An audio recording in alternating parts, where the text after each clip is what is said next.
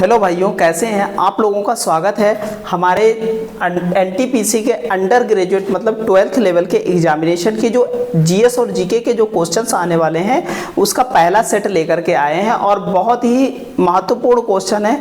Full detail इनकी लेकर के आए हैं, तो स्टार्ट करते हैं और सभी लोग जुड़ जाइए हमारे साथ। और ये वही प्रश्न है जो बार बार एग्जामिनेशन में आए हैं और ये सारे क्वेश्चंस आपको देखने को मिलेंगे आपके एग्जामिनेशन में। ठीक है, तो स्टार्ट करते हैं। तो भैया, जब डूब रही थी कश्ती और दूर था किनारा, तब भी भरोसा सिर्फ जो है क्या है, खुद पर था हमारा। जब तक खुद पर भरोसा नहीं होगा तब तक आप जो है मंजिल को पा नहीं पाएंगे। तो खुद पे भरोसा करना बहुत ज़रूरी है। तो कह सकते हैं कि बिल्कुल अपने आप पे भरोसा करके और हम पे भरोसा करके जुड़ जाइए हमारे साथ और एनटीपीसी के 12th लेवल का एग्ज़ाम अपना क्लियर कीजिए। ठीक है, तो स्टार्ट करते हैं। और आज का पहला क्वेश्चन है श्रीनगर की स्थापना किस शासक द्वारा की गई थी? तो बताएंगे हमारे महान शासक अशोक द्वारा जो है श्रीनगर की स्थापना की गई थी। जिस समय श्रीनगर की स्थापना की गई थी उसी समय नेपाल में एक नगर की स्थापना की गई थी। उस नगर का क्या नाम है, ये जो है कमेंट करके बताइएगा। उस नगर का क्या नाम है आप बिल्कुल कमेंट करके बताइएगा। ठीक है, चलिएगा अगले क्वेश्चन की ओर चलते हैं। तो ये भैया देख रहे हैं, ये डल झील जो है श्रीनगर की दिखाई गई है। ये डल झील और कितना सुंदर दृश्य दिखाया गया है। इतना हमारा खूबसूरत श्रीनगर है, ऊंचे ऊंचे पहाड़ और बर्फ से ढकी हुई चोटियाँ। और ये जो डल झील है, ये यहाँ से पानी बिल्कुल ठंडा पानी आता है, इसमें पहाड़ों के ग्लेशियर से पानी आता है। ठीक है, बहुत सुंदर हमारा दिखता है श्रीनगर। आगे बात करते हैं। अगला सवाल है, भारत के पूर्वी तट पर सर्वश्रेष्ठ कृत्रिम बंदरगाह कौन सा है? तो बताएंगे विशाखापट्टनम हमारा जो है सबसे, जो पूर्वी तट पर सबसे प्राकृतिक बंदरगाह कह सकते हैं। और सबसे सुंदर और सबसे सर्वश्रेष्ठ बंदरगाह कौन सा है? विशाखापट्टनम। और विशाखापट्टनम हमारा पड़ता है आंध्र प्रदेश में पड़ता है। ये तुतीकोरिन जो है ये तमिलनाडु में पड़ता है और चेन्नई भी जो है आंध्र प्रदेश में ही पड़ता है। चेन्नई भी तमिलनाडु में पड़ता है। और ये जो जो कोलकाता है ये पश्चिम बंगाल में पड़ता है। ये बात हमको ध्यान में रखनी है। ठीक है, आगे बात करते हैं अगले क्वेश्चन की ओर। और इस प्रकार हमें दिखता है जो है बंदरगाह हमारा कौन सा बंदरगाह? विशाखापट्टनम बंदरगाह। इतना सुंदर और इतना सुहावना जो है वहाँ पर दिखाई पड़ता है। ये आपको समुद्र दिखाई पड़ता है, यहाँ पर जो लहरें यहाँ उड़ती हुई दिखाई पड़ रही हैं। आगे चलते हैं अगले क्वेश्चन की ओर। अगला क्वेश्चन हमारा है, भारत के किस भाग में बैरन ज्वालामुखी स्थित है? तो देखो, आपको ने देखा होगा बैरन ज्वालामुखी सबको पता है अंडमान निकोबार में अवस्थित है। तो यहाँ पर जो है दो क्षेत्र हैं, एक अंडमान है एक निकोबार क्षेत्र है। तो ये बढ़ जाता है 10 डिग्री चैनल से। ये 10 डिग्री चैनल से क्या होता है, चैनल से बढ़ जाता है यहाँ पर। तो यहाँ पर कहीं जो है हमारा एक बैरन द्वीप है। क्या है? बैरन द्वीप है। तो आप समझ चुके होंगे कि ये कौन सा पड़ता है, ये अंडमान पड़ता है। ये क्या पड़ता है? अंडमान पड़ता है। और इसी अंडमान में अवस्थित है क्या? बैरन ज्वालामुखी और बैरन द्वीप कह सकते हैं। भारत की एकमात्र सक्रिय ज्वालामुखी है कौन सी? वो बैरन है। ये बात हमको ध्यान में रखना है। ठीक है, आगे चलते हैं अगले क्वेश्चन की ओर। तो इस प्रकार का दृश्य हमें देखने को मिलता है। ये हमारी कौन सी है? बैरन ज्वालामुखी देखने को मिलती है ये। और ये है कहाँ? अंडमान में। अंडमान द्वीप समूह में ये पाई जाती है, निकोबार में नहीं पाई जाती है। ये बात हमको ध्यान में रखनी है। आगे चलते हैं अगले क्वेश्चन की ओर। अगला क्वेश्चन हमारा है कि वह काल्पनिक रेखा जो पृथ्वी को दो भागों में बांट देती है। भाई हमारी अर्थ है, अर्थ को दो भागों में बांटने का काम एक नदन हेमिस्फीयर में बढ़ जाता है, एक सदन हेमिस्फीयर में बढ़ जाता है। तो ये 0 डिग्री जो रेखा है इसी को कहा जाता है भूमध्य रेखा। क्या कहा जाता है? भूमध्य रेखा कहा जाता है। तो ये हमारी रेखा कौन सी है? ये ए ऑप्शन हो जाएगा। और ये बहुत बेहतरीन क्वेश्चन है, कई बार एग्जामिनेशन में पूछा गया है। यहाँ पर एक रेखा पाई जाती है टॉपिक ऑफ कैंसर। तो कह सकते हैं ये कर्क रेखा, ये कर्क रेखा है और ये 23.5 डिग्री अक्षांश पे होती है, 23.5 डिग्री पर होती है, 23.5 डिग्री पर। और यहाँ पर नीचे होती है ये मकर रेखा होती है, कौन सी? मकर रेखा होती है और ये भी जो है 23.5 डिग्री होती है और ये जो है साउथ में होती है, साउथ लेटीट्यूड, और ये नॉर्थ लेटीट्यूड होती है। ये बात हमको ध्यान में रखनी है।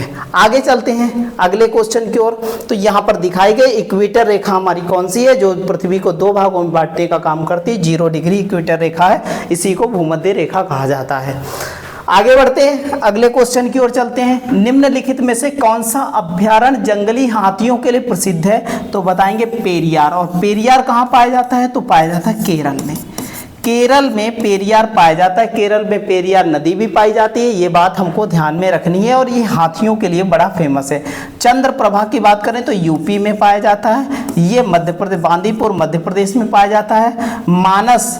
मानस जो है कह सकते हैं, ये आप कमेंट करके बताएंगे कि मानस बड़ा फेमस है और ये कहाँ पाया जाता है। ठीक है, चलिएगा अगले क्वेश्चन की ओर चलते हैं। तो यहाँ पर ये देखने को मिलता है पेरियार के दृश्य और इस प्रकार से झुंड आपको देखने को मिलते हैं हाथी के, ये बड़े सुहावने दृश्य आपको देखने को मिलेंगे। आगे चलते हैं अगले क्वेश्चन की ओर। अगला क्वेश्चन हमारा बहुत जबरदस्त है। निम्नलिखित में से कौन से ग्रह के सर्वाधिक प्राकृतिक उपग्रह या चंद्रमा है? तो प्राकृतिक उपग्रह किस ग्रह के सबसे अधिक हैं? तो सबसे अधिक है बृहस्पति के, यही हमारा सौरमंडल का सबसे बड़ा ग्रह है और इसी में जो है क्या है, सबसे ज्यादा इसके उपग्रह, सबसे ज्यादा इसी के उपग्रह पाए जाते हैं। ठीक है, मंगल को लाल ग्रह कहा जाता है, इसको लाल ग्रह के नाम से जाना जाता है, लाल ग्रह के नाम से जाना जाता है क्योंकि इसके जो सतह पर आयरन ऑक्साइड पाया जाता है, ऑक्साइड।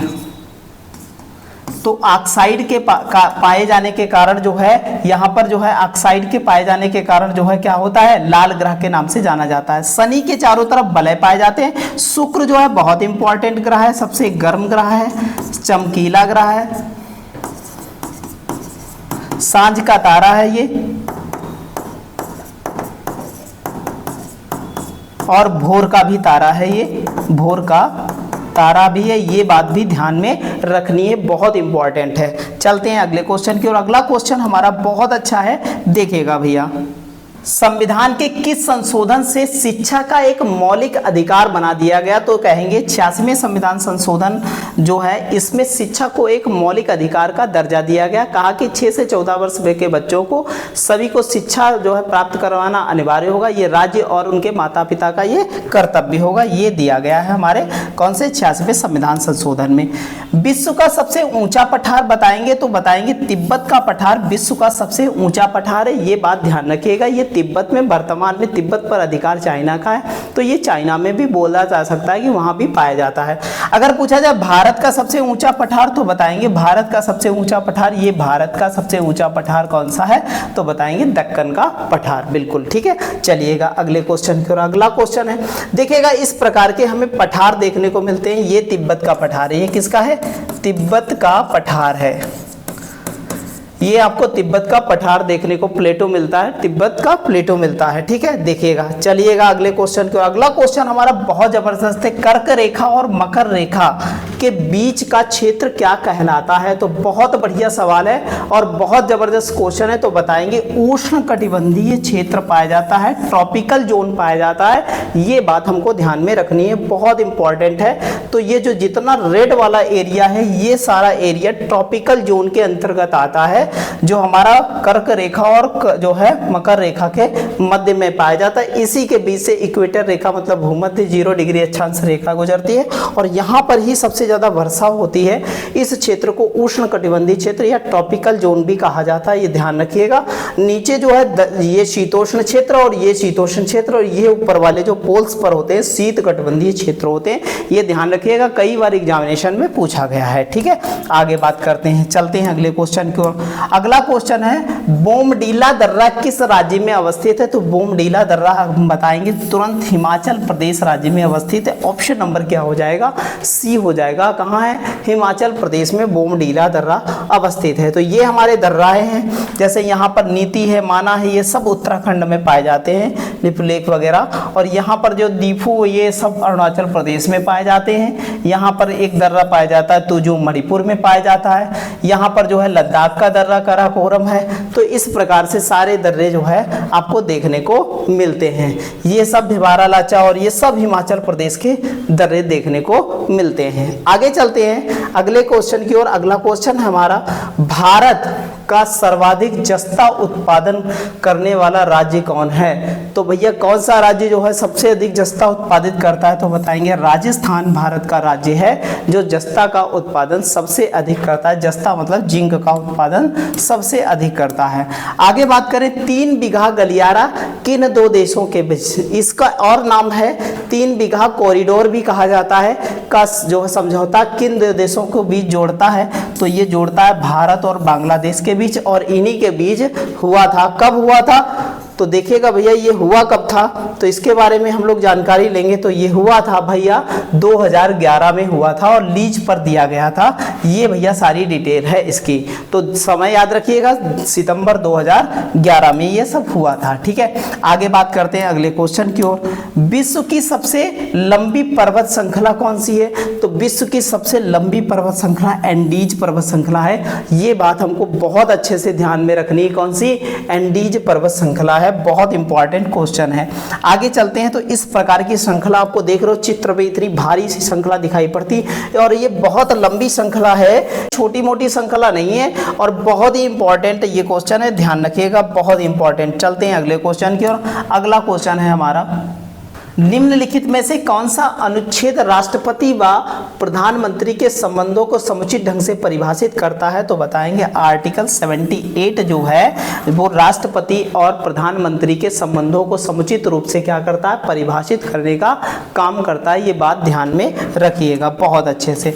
चलते हैं अगले क्वेश्चन की ओर। अगला क्वेश्चन हमारा, भारत में जिप्सम का उत्पादन कौन सा राज्य सर्वाधिक करता है? तो इसमें भी राजस्थान का ही नाम आता है। राजस्थान ही जो है जिप्सम का उत्पादन भारत में सबसे ज्यादा करने का कारनामा करता है। अगले क्वेश्चन की ओर आगे बढ़ते हैं। अगला क्वेश्चन है, पीतल एक मिश्र धातु है जिसके अवयव हैं। देखो एक शब्द होता है पिताजी, पिताजी होता है शब्द, इससे हम लोग देखो ट्रिक याद रखेंगे। पी से क्या होता है? पीतल। जो पीतल है वो बना किससे है? ता से तांबा, तांबा, और जी से जस्ता, जस्ता या जिंक कह सकते हैं। इन दोनों से मिलकर बना है तो कह सकते हैं जस्ता और जिंक, जस्ता और तांबा से मिलकर के बना है, कह सकते हैं पीतल बना है। तो ये ट्रिक याद रखिएगा, इससे आपको बहुत बार सवाल आया रेलवे में, ये याद रहेगा इससे। आगे चलते हैं अगले क्वेश्चन की ओर। अगला क्वेश्चन है, आपातकाल में राज्य विधानसभा की अवधि बढ़ाई जा सकती है। तो इसमें किसके द्वारा राज्य विधानसभा की जो आपातकाल में है वो अवधि बढ़ाई जा सकती है? तो बताएंगे हमारी पार्लियामेंट मतलब संसद के द्वारा ऐसा किया जा सकता है। ये बात हमको ध्यान में रखनी है। अगले क्वेश्चन की ओर आगे बढ़ते हैं। अगला क्वेश्चन है, वायुमंडल में प्रकाश के विसरण का कारण क्या है? तो प्रकाश के विसरण का कारण हीलियम है, धूल के कण है, और जलवाष्प है या कार्बन डाइऑक्साइड है। तो प्रकाश के फैलाव का कारण ही तो जो है धूल के कण, डस्ट पार्टिकल ही होते हैं। ये बात हमको ध्यान में रखनी है, बहुत इंपॉर्टेंट क्वेश्चन है। आगे चलते हैं अगले क्वेश्चन की ओर। अगला क्वेश्चन है, गुलाबी नगर या पूर्व का पेरिस कहा जाता है जयपुर को। जयपुर ही बहुत ज्यादा फेमस है गुलाबी पिंक सिटी के नाम से।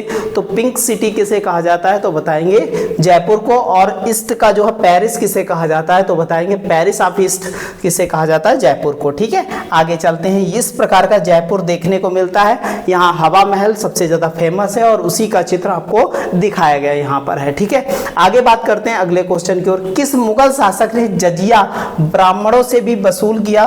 तो बताएंगे फिरोज शाह तुगलक ऐसा शासक था जिसने जो है ब्राह्मणों से भी जजिया क्या किया है? वसूल किया है। ये बहुत इंपॉर्टेंट है। तो आप बताएंगे कि जो है जजिया सबसे पहले किसने जो है वसूल किया था, तो बताएंगे भैया कौन सा, तो मोहम्मद बिन कासिम बताएंगे। बहुत इंपॉर्टेंट है ये क्वेश्चन, ठीक है। चलिएगा आगे चलते हैं अगले क्वेश्चन की ओर। अगला क्वेश्चन हमारा बेहद ही इंपॉर्टेंट है। वायुमंडल मुख्यतः गर्म होता है किसके कारण? सूर्य की सीधी किरणों के कारण? ऐसा नहीं हो सकता है। पृथ्वी से विकिरण द्वारा, यही सही है। पृथ्वी के उष्मा के अंदर, ये तो गलत है, ये सही नहीं है, ये भी सही नहीं है, तो ऑप्शन नंबर बी हमारा आंसर हो जाएगा। पृथ्वी से विकिरण द्वारा ही हमारी क्या होता है, वायुमंडल जो है वार्म होता है, गर्म होता है, ठीक है। चलते हैं अगले क्वेश्चन की ओर। देखो ये इस प्रकार का दिखाया गया, सूर्य की किरणें इससे आती हैं और ये जो है रिफ्लेक्शन मारती हैं, एनर्जी, रिफ्लेक्टिव एनर्जी होती है, और ये पृथ्वी जब गर्म होती है तो ये अपनी ऊर्जा को क्या करती है, रिलीज करती है, तो जिसके कारण जो है वायुमंडल हमारा क्या हो जाता है, गर्म हो जाता है, ठीक है। आगे चलते हैं अगले क्वेश्चन की ओर। अगला क्वेश्चन हमारा बहुत बेहद इंपॉर्टेंट है। काली मिट्टी किस फसल की खेती के लिए सर्वाधिक जो है उत्तम है? तो बताएंगे सबसे ज्यादा कपास जो है के उत्पादन के लिए जो फेमस है, इसीलिए इसे काली मिट्टी को इसीलिए किस मिट्टी और नाम से जाना जाता है? तो एक तो रेगुर के नाम से, रेगुर मिट्टी के नाम से भी जाना जाता है, और दूसरा जो है कपासी मिट्टी के नाम से भी जाना जाता है, कपासी मिट्टी के भी नाम से जाना जाता है। ये बात जो है मृदा के नाम से भी जाना जाता है, ये बात ध्यान में रखनी है आपको काली मिट्टी के बारे में। आगे चलते हैं, इस प्रकार की काली मिट्टी आपको देखने को मिलती है। आगे बात करते हैं हम कि विजय मुद्रा राक्षस के लेखक कौन है? तो विशाख दत्त, मुद्रा राक्षस के लेखक हैं विशाख दत्त। इन्होंने जो है मुद्रा राक्षस नामक रचना लिखी है, बहुत ही इंपॉर्टेंट है और ये कई एग्जामिनेशन में देखी गई है। आगे बात करते हैं तो ये विशाख दत्त सर है, और लगता है हमको जो है ये चित्र जो है विशाख दत्त सर का है, ठीक है। आगे बात करते हैं, आगे बात करें अंतरिक्ष में कृत्रिम उपग्रह प्रक्षेप करने वाला विश्व का पहला देश, तो बताएंगे रसिया विश्व का पहला देश है, जो क्या है, सैटेलाइट, पहला जो है सैटेलाइट अंतरिक्ष में स्थापित करने वाला पहला देश बताएंगे, तो बताएंगे रूस है। ये बहुत ही इंपॉर्टेंट, बेहद इंपॉर्टेंट क्वेश्चन है। तो विश्व का प्रथम कागजी मुद्रा जारी करने वाला देश, तो बताएंगे चाइना। विश्व का सबसे पहले कागज को लेकर अगर कोई काम किया गया तो वो है, चाहे प्रिंटिंग प्रेस की बात करें कागज पर, या बुक छापने की बात करें कागज पर, या मुद्रा जारी करने की बात करें तो वो हमारा कौन सा होगा, चाइना होगा, ध्यान रखिएगा। आगे चलते हैं अगले क्वेश्चन की ओर। गुप्त वंश के किस शासक ने सर्वप्रथम महाराजा धीराज की उपाधि धारण की? तो बताएंगे चंद्रगुप्त फर्स्ट द्वारा जो है महाराजा धीराज की उपाधि धारण की है, और बहुत ही इंपॉर्टेंट क्वेश्चन है, इसको बहुत अच्छे से ध्यान में रखना है। तो क्या हो जाएगा, चंद्रगुप्त प्रथम है, ठीक है। आगे चलते हैं अगले क्वेश्चन की ओर। विश्व की सबसे बड़ी जहाजी नहर कौन सी है? तो बताएंगे स्वेज नहर जो है विश्व की सबसे बड़ी जहाजी नहर है। तो स्वेज नहर के बारे में कुछ डिटेल लेकर के आए हैं और इसके बारे में सारी डिटेल जानेंगे, ठीक है।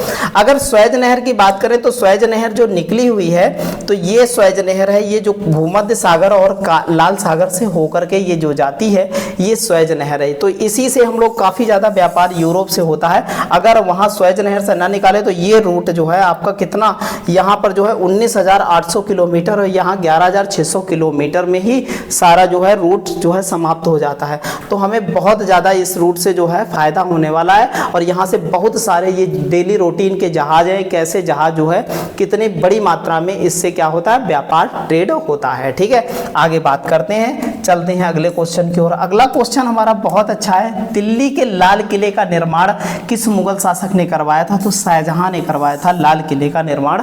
बहुत अच्छे से ध्यान में रखिएगा, बहुत इंपॉर्टेंट है। आगे चलते हैं अगले क्वेश्चन की ओर।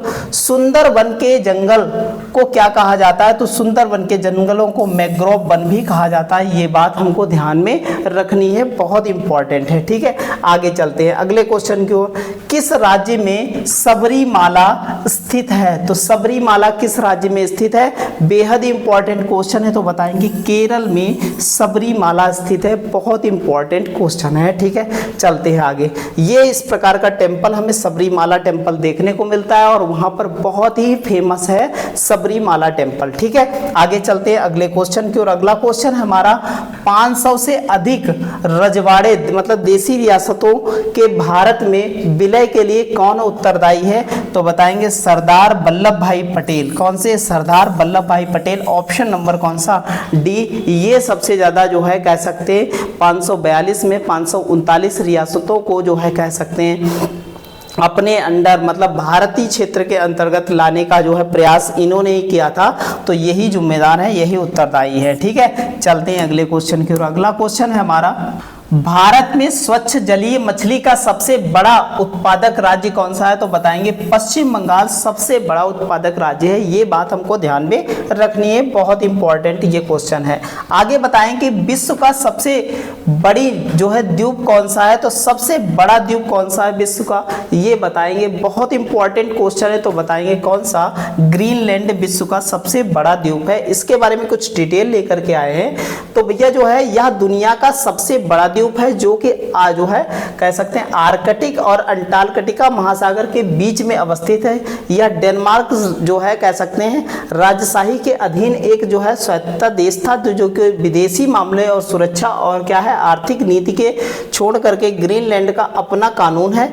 यहाँ के प्रधानमंत्री किम मिल्किंसन 2014 से अब तक बने हुए हैं अपने पद पर। आगे बात करते हैं अगले क्वेश्चन के लिए, राष्ट्रीय मेरु उद्यान राजस्थान के किस नाम से जाना जाता है? तो कहेंगे जीवाश्म जो है, क्या कहेंगे?